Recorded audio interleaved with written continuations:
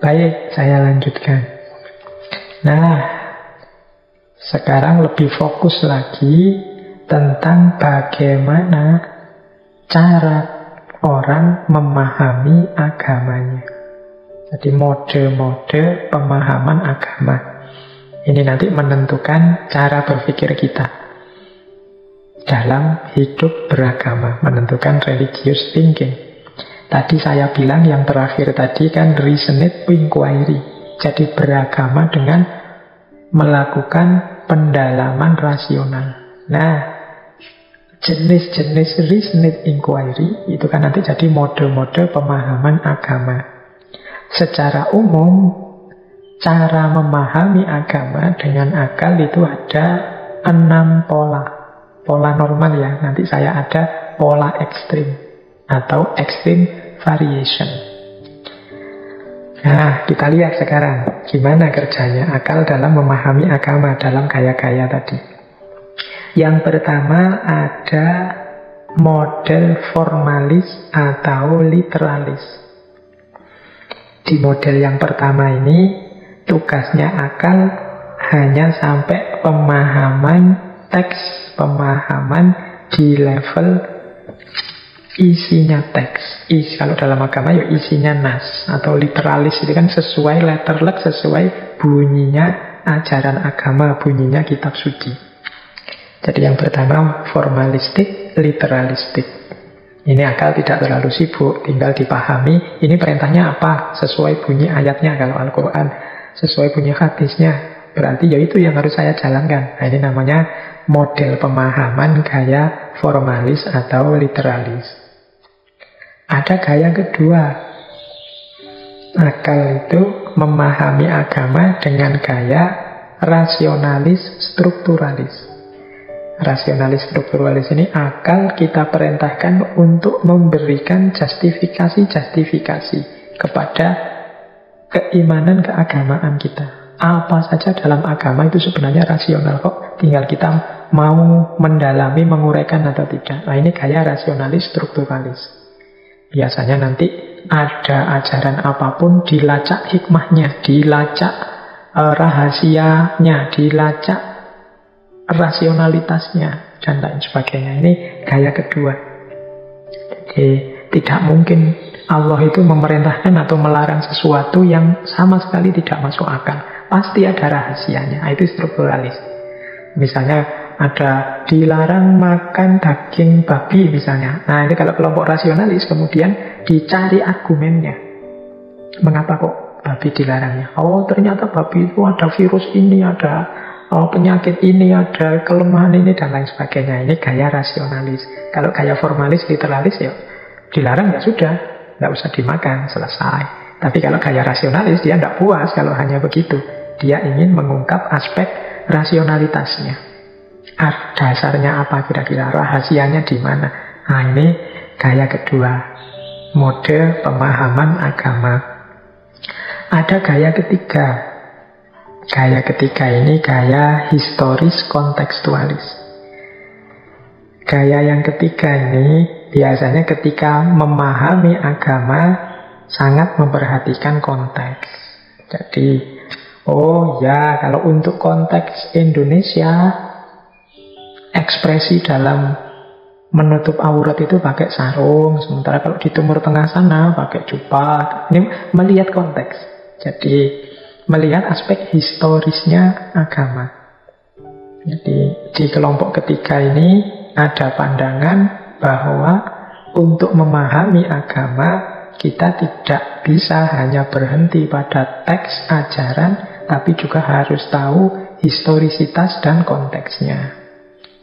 Mengapa sih dulu perbudakan itu dibolehkan, kemudian dilarang? Nah, itu dicari konteksnya, dibaca latar belakang sejarahnya. Mengapa misalnya kok masih ada perang-perang zaman Nabi? Ya, itu dibaca sejarahnya, dibaca konteksnya. Tidak disimpulkan begitu saja dengan cara berpikir hari ini. Nah, ini gaya ketiga. Apa-apa itu ya lihat sejarahnya dulu, lihat konteksnya dulu. Jangan kesusu disimpulkan begitu saja dari yang tertulis. Karena kadang-kadang ada ayat itu yang sifatnya khusus untuk Nabi dan zaman itu, ada yang untuk umum, ada yang macam-macam. Nah, itu gaya historis kontekstualis. Ada juga yang memahami agama gaya substansialis. Kadang-kadang disebut gaya moralis. Bahwa perintah agama, ajaran agama, apapun itu kan ada tujuannya, ada maksudnya, ada substansinya. Nah, substansinya ini biasanya aspek-aspek moral. Nah, ini yang lebih difokusi, ini yang lebih dikejar. Misalnya begini pandangan. Oh, puasa itu menahan lapar dan haus dari subuh sampai maghrib. Intinya puasa itu ya menahan diri. Nah, berarti hakikat puasa itu menahan diri. Kita yang puasa harusnya mampu menahan diri. Ini cara pemahaman model substansialis. Jadi melacak sampai ke substansinya apa, maksudnya apa. Bahkan nanti ada cara berpikir tokoh-tokoh kontemporer tertentu. Substansi ini sesuatu yang tidak boleh dihilangkan. Kalau yang formalistik tadi, ada yang tidak mungkin. Dalam sejarah, dalam kita terjemahkan langsung, misalnya kita jalankan langsung, ada berbagai kendala yang kita tidak bisa menjalankan secara literalis. Tapi kita tetap bisa menjalankannya secara substansialis. Kalau memang kita tidak mampu, misalnya kalau dalam fikih kita tidak bisa sholat karena sakit. Nah, ya kalau tidak mampu berdiri ya sambil duduk. Yang penting tetap menghadap Allah. Batinnya kalau tidak bisa duduk ya sambil tiduran. Tidak bisa tiduran dengan isyarat-isyarat. Yang penting, nah, kalau ada kata-kata yang penting ininya, yang penting itunya, itu sebenarnya cara berpikir substansialis. Jadi melihat aspek substansinya. Yang penting substansinya kena. Kalau aspek fisik, materi atau aktivitas konkretnya itu mungkin ada halangan-halangan. Yang penting substansinya kena. Nah, ini namanya gaya berpikir substansialis. Jadi ada formalis, ada rasionalis, ada historis, ada substansialis. Nanti ada model pemahaman mistik. Ya lagi-lagi ada mistik ya, karena memang mistik ini cara berpikir yang khas. Gaya model mistik ini namanya pemahaman anagogik. Untuk memahami makna, memahami rahasia dengan cara dijalankan saja, dihayati. Nanti dari situ kita sadar makna dan nilai pentingnya. Nah, ini gaya mistik namanya, anagogik. Jadi di gaya mistik ini ketika orang memahami agama, dia tidak melakukannya dengan mendalami nas, baik secara formal, rasional, maupun historis, maupun substansialis, tapi dia melakukannya dengan menjalankannya, menghayatinya, kemudian memahami dan menguraikannya. Namanya model mistik atau anagogik. Ini gaya pemahaman agama yang kelima. Ada yang terakhir adalah mode pemahaman anarkis. Ini saya tidak tahu teman-teman setuju apa tidak, meskipun jangan-jangan kita juga kadang melakukan. Jadi memahami ajaran atau perintah agama itu sesuai kepentingan kita, sesuai keinginan kita saja. Kita tidak melihat substansinya apa, historis rasionalnya apa. Yang penting aku butuh ajaran ini untuk kepentinganku ini. Nah, ini pemahaman anarkis. Jadi saya tidak bilang pasti baik atau pasti jelek, karena tergantung juga. Kalau pas pilihan-pilihannya bagus, ya yang anarkisnya jadi positif. Jadi memahami sesuai kepentingan. Kadang-kadang kan kepentingan kita kan tidak selalu jelek. Kepentingan kita juga banyak, kepentingan-kepentingan mulia. Hanya saja memang orang yang ada di yang terakhir ini biasanya tidak melihat aspek-aspek sebelumnya, tidak melihat secara detail makna-makna rasionalitasnya, sejarahnya, substansi makna agama dan lain sebagainya. Yang penting dia fokus pada kepentingannya. Kadang-kadang kan saya bilang tadi, kita kan seperti ini, meskipun mungkin tujuannya mulia. Kita pakai ayat ini, ayat itu, biar orang lain mendukung kegiatan kita misalnya. Kan kegiatan kita ini mulia, menyantuni anak yatim. Kegiatan kita ini mulia, bangun masjid misalnya. Nah, ini gaya pemahaman yang keenam. Jadi ada kalanya begitu. Jadi ini saya tidak bilang 6 ini kemudian yang terbaik yang mana, yang kurang yang mana. Tapi inilah yang berkembang dalam dunia keberagamaan. Orang itu memahami agamanya, ada kalanya formalistik, ada kalanya rasionalistik, ada kalanya historis, kontekstualis, ada kalanya substansialis, moralistik, ada kalanya mistik, anagogik, ada pula kadang sifatnya anarkistik. Tadi saya sebut 6 ini sebenarnya pola-pola normal yang mungkin mudah kita temukan di sekeliling kita. Jangan lupa ada pula extreme variation, pola-pola ekstrim, variasi-variasi ekstrim. Ini kalau bisa kita hindari, karena di samping manfaatnya tidak utama, tidak besar, kadang-kadang malah menyelewengkan kita dari ideal-ideal keagamaan. Antara lain di catatan saya ada 4 itu. Yang pertama dan yang kedua, takdisul tafkir dan takdisul afkar. Ini sebenarnya takdisul afkar ini meminjam istilah dari seorang filosof muslim kontemporer namanya Muhammad Arqun. Kalau takdisul tafkir itu mendewa-dewakan berpikir, mendewa-dewakan aktivitas berpikir. Seolah-olah dengan berpikir pasti semua masalah selesai. Nah, ini takdisul tafkir.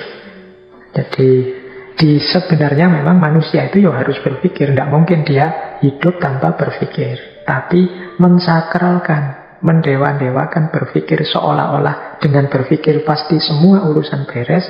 Ini nanti termasuk ekstrim. Karena kita harus sadar kadang-kadang kemampuan berpikir kita ya terbatas. Ada banyak masalah yang kita tidak ketemu solusinya apa. Maka takdisul tafkir, mendewa-dewakan pemikiran, mendewa-dewakan proses berpikir, itu termasuk sesuatu yang berlebihan. Makanya namanya ekstrim. Yo, berpikir penting. Untuk segala aspek hidup kita perlu berpikir, tapi tidak perlu mensakralkan sedemikian rupa aktivitas berpikir. Karena berpikir juga ada batas-batasnya, ada limit-limitnya. Minggu depan kita akan membahas ini. Di mana limit-limit kemampuan kita berpikir. Justru kesadaran kita atas batas-batas berpikir ini membuat kita semakin pas berpikirnya. Teman-teman mungkin sudah pernah membaca yang saya tulis itu, buku tentang sesat pikir dan kesalahan berpikir. Yang itu sebenarnya antara lain membuktikan betapa terbatasnya jalan kita berpikir. Kadang-kadang ya meleset, kadang-kadang ya tidak mampu memahami persoalan dengan utuh, kadang-kadang bias, kadang-kadang terdistraksi dan macam-macam. Jadi berpikir oke, mendalam dalam berpikir oke, tapi jangan sampai takdisul tafkir. Jadi mempertuhankan, mendewa-dewakan kemampuan berpikir. Yang kedua, ini lanjutannya sebenarnya, takdisul afkar. Takdisul afkar itu mendewa-dewakan, mensakralkan pemikiran kita sendiri, termasuk pemahaman keagamaan kita. Itu namanya takdisul afkar. Jadi kita itu manusia yang terbatas, kurang-kurang kita juga banyak, kekurangan kita berlimpah ruah, pemahaman kita tidak pasti benar. Tapi kadang-kadang kita itu bablas, lupa dengan kondisi kita yang tidak pasti benar itu. Hasil pemahaman kita, hasil pikiran kita posisikan sebagai pasti benar. Akhirnya terus secara tidak sadar kita sakralkan pikiran kita. Agama kita sucikan, kita sakralkan, oke. Tapi kalau pikiran kita, pemahaman kita, termasuk pemahaman kita terhadap agama, itu tidak sakral. Bisa keliru, bisa ndak pas. Jadi jangan sampai kita sampai di titik ekstrim takdisul afkar, mensakralkan pikiran kita sendiri. Ini termasuk variasi ekstrim. Jadi iya, kita hidup itu dasarnya pemikiran-pemikiran kita, pemahaman-pemahaman kita. Tapi tetap kita sadari pemikiran dan pemahaman kita itu bisa keliru. Bisa keliru bukan berarti pasti keliru. Bisa keliru, wong kita itu manusia biasa. Nah, itu takdisul afkar. Ini ekstrim. Ekstrim yang ketiga, semoga kita juga tidak ada di sini, yaitu anti sama sekali dengan akal. Saya tidak tahu hari ini masih ada atau tidak. Ada orang yang benci sekali dengan akal.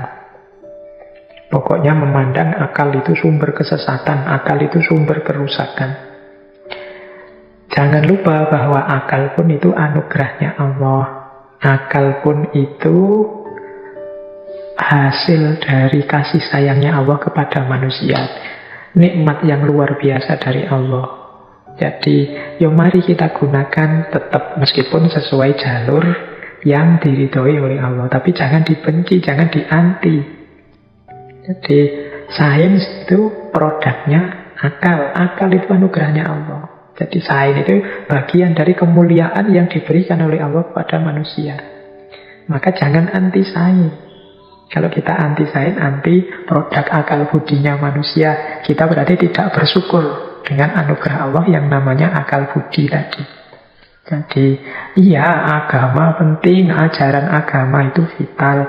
Tapi kan kita bisa memahami ajaran agama dengan kemampuan kita berpikir. Kalau kita tidak bisa mikir sama sekali, malah kita tidak paham agama memerintahkan apa, melarang apa. Jadi jangan anti akal. Kalau sampai di titik anti akal, itu sampai pada level ekstrim. Nah, yang keempat, yang bagi saya ini juga termasuk jenis ekstrim juga. Ini saya pinjam istilah dari dunia kajian logika, namanya tautologi. Tautologi itu sebenarnya cara berpikir yang bulat, berputar. Tautologi itu seperti kalau kita ditanya, sapi itu apa? Terus kita jawab, sapi itu lembu. Yang bulat saja, ya sapi ya lembu memang. Jadi tautologi itu berpikir yang ruwet. Atau mudahnya, variasi ekstrim yang keempat ini kita, kalau pakai bahasa Jawa ya, saya tidak tahu ini bahasa Indonesia apa enggak, akal-akalan. Jadi bermain-main dengan akal. Untuk kita mungkin nyari enaknya sendiri, untuk nyari kesenangan kita sendiri, untuk kita ego memenangkan pendapat kita sendiri dan menjatuhkan orang lain dan lain sebagainya. Jadi tautologi itu berpikir bulat, berpikir ruwet. Dan kalau kita pakai untuk kepentingan kita, itu mungkin pakai bahasa mudahnya akal-akalan tadi. Ini juga variasi ekstrim. Ya benar kita menggunakan akal, kita bermain-main dengan logika, tapi tidak ada manfaatnya. Dibahas panjang lebar, bulat, ruwet, tapi tidak efektif, tidak ada gunanya. Berhenti hanya di perdebatan-perdebatan, permusuhan-permusuhan dan yang sejenis itu. Tapi tidak produktif, tidak ada gagasan yang baru, tidak ada perubahan ke arah yang lebih baik dan lain sebagainya. Jadi ini juga menurut saya variasi ekstrim. Jadi anugerah Allah yang luar biasa namanya akal itu kita sia-siakan untuk hal-hal yang tidak penting. Kita pakai sekedar bulat saja, sekedar akrobat pikiran, akrobat kata-kata. Yang manfaat konkretnya tidak terasa. Atau jangan-jangan malah tidak ada sama sekali. Nah, ini juga tergolong variasi-variasi ekstrim. Jadi kalau yang 6 tadi, mode-mode pemahaman terhadap agama, bisa kita maklumi karena orang itu macam-macam cara berpikir, orientasi berpikirnya. Tapi semoga kita tidak masuk ke variasi-variasi yang ekstrim ini, yaitu mendewa-dewakan pemikiran, mendewa-dewakan hasil pikiran, anti akal maupun tautologis, berpikir yang bulat saja, tidak ada sesuatu yang baru, yang hanya akal-akalan, akrobat pemikiran saja. Kita lanjutkan. Jadi itu tadi tentang mode-mode berpikir. Nah, saya tambahi sedikit tentang cara berpikir religius ini. Kan sering ada orang bertanya, Pak, agama itu kan banyak hal-hal yang sifatnya metafisik. Sementara akal itu apa mampu memahami hal-hal yang metafisik, hal-hal yang gaib kalau pakai bahasa Islam. Ya ini jawabannya sebenarnya macam-macam. Sejauh yang saya tahu, ada beberapa alternatif pandangan tentang hal ini. Jadi saya tidak menjawab pastinya ini, tapi silakan teman-teman milih sendiri ya. Apa mampu akal itu memahami metafisik? Yang pertama ada pandangan, ya tidak masalah, karena akal itu bisa berpikir abstrak. Untuk hal-hal yang metafisik, akal bisa melakukan spekulasi-spekulasi rasional. Jadi meskipun tidak kelihatan materinya, akal itu secara a priori bisa menemukan kebenaran-kebenaran, termasuk kebenaran yang metafisik. Jadi ini gaya pertama, namanya spekulatif filosofi, berpikir secara spekulatif. Jadi spekulasi-spekulasi yang sifatnya rasional. Spekulasi itu kan kira-kira, tapi kira-kiranya tidak ngawur. Pakai ukuran-ukuran rasio akal, pakai ukuran kemasuk akalan. Nah, ini namanya spekulatif filosofi. Ada juga yang menyarankan tidak usah dibahas saja. Kalau yang tentang metafisik cukup diimani saja. Nah, ada yang begitu. Saya tidak tahu teman-teman setuju apa enggak ini. Kalau setuju ya tidak apa-apa. Agama itu kan memang semestanya semesta keimanan. Jadi jalan kedua ada yang bilang ya sudah, akal tidak usah masuk ke sana, tidak usah dibahas. Ada jalan yang ketiga. Jalan yang ketiga ini adanya di tokoh tertentu dalam kajian teologi, ilmu kalam, yaitu dibahas tapi secara negatif. Jadi secara negatif itu dinegasikan. Misalnya begini loh, kita misalnya membahas Allah. Allah itu kan tidak mungkin kita jangkau. Sebagaimana banyak hal gaib lainnya, kita itu hanya mendapat gambaran-gambaran abstrak. Berarti apa? Cara mengimaninya secara negatif. Jadi kalau ada penjelasan Allah itu begini, begitu, itu agak sulit kita menerimanya kalau secara positif. Maka lebih enak menjelaskan itu secara negatif, yaitu Allah itu tidak begini, tidak begitu. Kalau bahasa Al-Quran ya laisa kamitslihi syai'un. Jadi menjelaskan yang gaib itu pakai diksi tidak. Jadi ya seperti contohnya tadi, Allah itu tidak beranak, tidak diperanakkan, tidak ini, tidak itu. Ini lebih kondusif untuk keberagamaan dan pemikiran kita. Jadi dipahami saja secara negatif. Ada yang menyarankan dipahami saja secara pragmatis. Secara pragmatis itu ya sesuai kebutuhan kita. Jadi sesuai dengan yang paling bermanfaat. Jadi yang paling mendukung keimanan kita dipahami seperti apa. Itu secara pragmatis. Ada juga yang menyarankan secara partisipatif. Secara partisipatif itu sudahlah, tidak usah dibahas, dijalankan saja. Nanti kan kita mengalami. Jadi mengalami berinteraksi dengan ranah yang metafisik tadi. Kalau sudah mengalami, nanti baru kita bisa memahaminya. Jadi dijalani saja dulu, jangan dijelaskan. Jadi apa sih hakikatnya sholat, rahasianya puasa, dan lain sebagainya. Itu kan dunia batin gaib yang tidak kelihatan. Jalani saja, nanti akan bisa ditangkap maksudnya apa. Jadi ini alternatif-alternatif. Ya silahkan, mungkin lain waktu kita bahas secara lebih dalam lagi aspek-aspek metafisik agama dan kemungkinannya bisa dibahas atau tidak menggunakan akal. Jadi ada beberapa alternatif tadi ya. Ada yang bilang pasti bisa, caranya spekulatif filosofi. Ada yang bilang pasti tidak bisa, jadi tidak usah dibahas saja. Ada yang bilang secara negatif saja, pakai kalimat tidak begini, tidak begitu. Ada yang bilang secara pragmatis, kita pilih makna yang paling mendukung keimanan kita, yang paling memperkuat keberagamaan kita. Ada yang bilang secara partisipatif saja, kita jalankan saja, nanti kan kita mengalami. Pengalaman itulah yang kita pahami dan kita uraikan dengan akal. Oke, jadi ini jawaban kalau ada pertanyaan. Mungkin tidak, akal itu memahami aspek metafisik agama. Polanya ternyata berbeda-beda, macam-macam. Baik, terakhir ini saya ada materi terakhir tentang perkembangan berpikir religius manusia.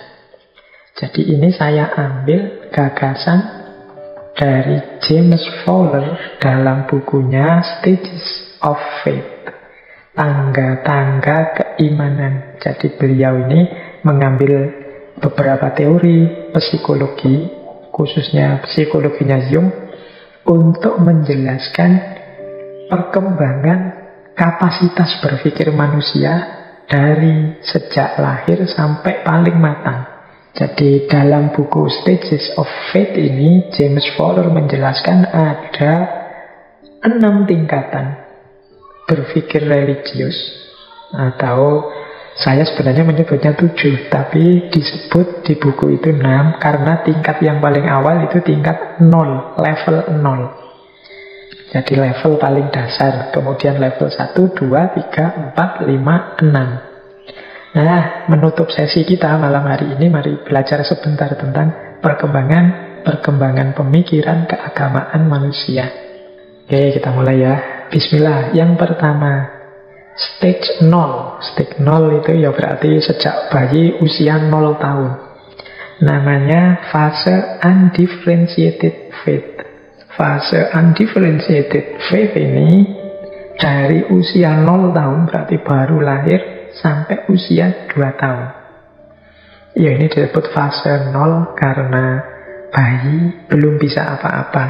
Dia sepenuhnya bergantung pada yang mengasuhnya. Meskipun dia mulai berinteraksi dengan lingkungannya, ya dia bisanya hanya pasrah. 0 sampai 2 tahun. Ini kondisinya undifferentiated. Masih belum keluar kemampuan berpikirnya. Nah, di usia 2 tahun, ini era transisinya, itu dia mengalami transisi ketika sudah mulai sedikit-sedikit bisa ngomong dan mengekspresikan keinginannya. Nanti anak-anak di usia-usia 2 tahun ini kan sudah ngerti, kalau ingin ini dia harus melakukan ini atau mengucapkan sedikit-sedikit ini, itu usia-usia 2 tahun. Caranya merengek biar dituruti seperti apa, caranya menyampaikan keinginan biar cepat dituruti seperti apa. Nah, ini fase transisinya dari era undifferentiated faith. Ini usia 0 sampai 2 tahun. Selanjutnya fase stage 1. Nah, ini dimulai kemampuan berpikir religiusnya mulai tumbuh. Stage 1. Ini intuitive projective faith. Fase pertama ini usia 3 sampai 7 tahun. Ini 7 tahun berarti sudah waktunya masuk SD. Ini sudah mulai punya kesadaran aku dan yang lain, meskipun biasanya masih cenderung egosentris. Nah, di fase anak-anak ini, sebagaimana lazimnya anak-anak, dia sudah mampu dan senang melakukan imajinasi-imajinasi. Dengan jalur imajinasi lah ini dia mampu menangkap ajaran-ajaran, tuntunan-tuntunan keagamaan. Maka mengajar agama pada anak-anak di level ini harus aktif kita bangkitkan semangatnya berimajinasi. Mungkin tentang surga, tentang neraka, dengan komik. Kita dulu kecil kan ada itu komik surga, komik neraka. Ini merangsang imajinasinya. Kemudian mungkin di antara teman-teman dulu mungkin jangan-jangan ada yang membayangkan dulu waktu kecil, kira-kira Tuhan itu di atas seperti apa ya, tinggi, besar, apa-apa. Itu usia 3 sampai 7 tahun. Karena sudah mampu berimajinasi, jadi dia memahami agama lewat jalur ini. Jadi kalau kebetulan di antara teman-teman ada yang mendidik, menuntun adik-adik kita di wilayah-wilayah ini, mungkin cerita-cerita yang menarik hati itu akan mudah masuk ke mereka, karena mereka sedang tumbuh-tumbuhnya kemampuan berimajinasi. Nah, semakin usianya tambah, nanti muncul transisi. Jadi terjadi perubahan cara berpikir ketika dia mampu mulai memisahkan antara imajinasi dengan kenyataan. Oh, ini bohong saja. Oh, yang ini konkret. Itu cuma cerita, belum ada faktanya. Kalau ini benar fakta. Ini di atas 7 tahun ke atas dia mulai bisa memisahkan antara imajinasi dengan kenyataan. Dimulailah nanti setelah transisi itu stage 2. Jadi level 2, yaitu mythic literal faith. Ini panjang usia 8 sampai 19 tahun. Jadi anak-anak ini mulai mampu berpikir simbolik, mampu membedakan antara imajinasi dengan realitas. Mereka berpikir literal, jadi sudah mampu ditanami, diajari ajaran-ajaran agama sebagaimana tercantum dalam kitab suci apa adanya, tanpa harus melalui ilustrasi-ilustrasi cerita. Nah, hanya saja di usia-usia ini cara berpikirnya, karena ini usia-usia sekolah sampai kuliah, ini cara berpikirnya sangat rasional. Sehingga menghadapi hal-hal yang mungkin tidak masuk akal, atau menghadapi hal-hal yang menurut dia tidak cocok dengan rumus yang dia pahami, ini akan mengecewakan dia. Jadi misalnya Dia yakin kalau orang baik itu akhirnya sukses, kalau orang jahat itu akan jatuh. Seandainya kemudian dia lihat ini ada orang jahat kok seneng terus, kok ada orang baik kok kemudian malah kalah terus, ini akan mengecewakan dia. Jadi usia-usia ini sudah mulai punya komitmen keagamaan, tapi nanti dia akan mulai mengalami transisi ketika melihat ada yang tidak sesuai dengan yang dia pahami selama ini. Jadi mungkin dia melihat, loh ini kok ada tokoh agama harusnya kok kemudian melakukan tindakan apa, di berita-berita itu kan banyak, misalnya ada guru ngaji yang ngapain santriwatinya, atau ini hal-hal yang menurut dia tidak nyambung antara agama yang ideal dengan kenyataan yang dia lihat. Jadi idealnya agama dengan kenyataan yang tidak sama, ini membuat dia gelisah. Nah, ini akan jadi transisi anak-anak yang di level 2 dari 8 sampai 19 tahun. Ini sebenarnya dia ini kalau memang sudah ditanami agama dengan serius, dia jadi religius. Tapi perkembangan berpikirnya akan membuat dia melihat ada gaps antara ideal beragama dan kenyataan hidup agama. Mungkin dia shock lihat, loh ada orang beragama kok malah jadi teroris, kok melakukan kezaliman seperti itu, dan lain sebagainya. Karena dia ini kan mythic literal faith, pemahamannya literal. Ternyata yang letterlet tadi tidak cocok dengan kenyataannya. Nah, ini kegelisahan-kegelisahan di stage 2 yang nanti berlanjut ke stage 3. Synthetic conventional faith. Ini dari 19 tahun sampai dewasa. Nah, ini berpikirnya kalau di sini lebih matang. Tapi kalau di penelitiannya Fowler, usia-usia remaja sampai dewasa ini biasanya kemudian lebih cenderung bersandar pada otoritas-otoritas yang dia percaya. Kemudian mengafiliasikan diri dalam komunitas-komunitas atau kelompok-kelompok keagamaan yang dia percaya. Jadi kemudian dia lebih terbuka, dikritik mau. Kalau yang kritik itu kelompok atau orang yang dia percaya. Ini era synthetic conventional faith. Jadi dari usia 19 tahun sampai dewasa. Ini stage ketiga. Jadi mulai ikut lembaga-lembaga keagamaan, mengafiliasikan diri dengan kelompok-kelompok organisasi agama tertentu. Atau mungkin bukan lembaga, tapi mulai punya idola-idola, otoritas-otoritas yang dia percaya dalam agama. Nah, ini usia synthetic conventional faith dari 19 tahun ke atas. Kadang-kadang di usia ini muncul sikap-sikap militan. Jadi dia tidak berkenan, dia marah kalau ada yang mengkritik kepercayaan yang dia yakini dalam kelompoknya. Jadi kalau ada yang kritik kelompoknya, ini sikap militannya muncul. Ini biasanya dari kelompok usia remaja sampai mulai dewasa, 19 tahun ke atas. Nah, pada akhirnya stage ini pun, jadi level ini pun bertemu dengan masa transisi, kegelisahan-kegelisahan. Antara lain ketika dia melihat ada banyak otoritas yang macam-macam, yang saling bertentangan, saling berkompetisi. Masing-masing merasa benar.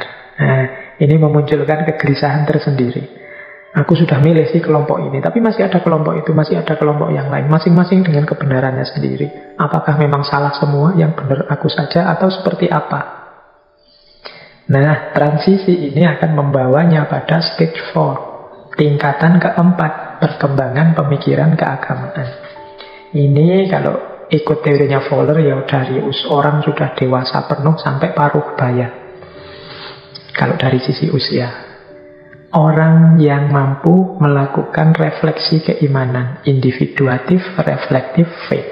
Ini level 4. Orang yang sudah punya kesadaran, sudah punya rasa tanggung jawab atas keimanan dan kepercayaannya sendiri. Kalau sebelumnya kan masih banyak bersandar pada tokoh-tokoh atau lembaga-lembaga. Tapi kalau dia naik kelas, dia akan sampai pada level 4. Yang muncul sendiri kesadaran keberagamaannya, yang mampu berefleksi, jadi mampu berpikir tentang nilai-nilai keagamaannya.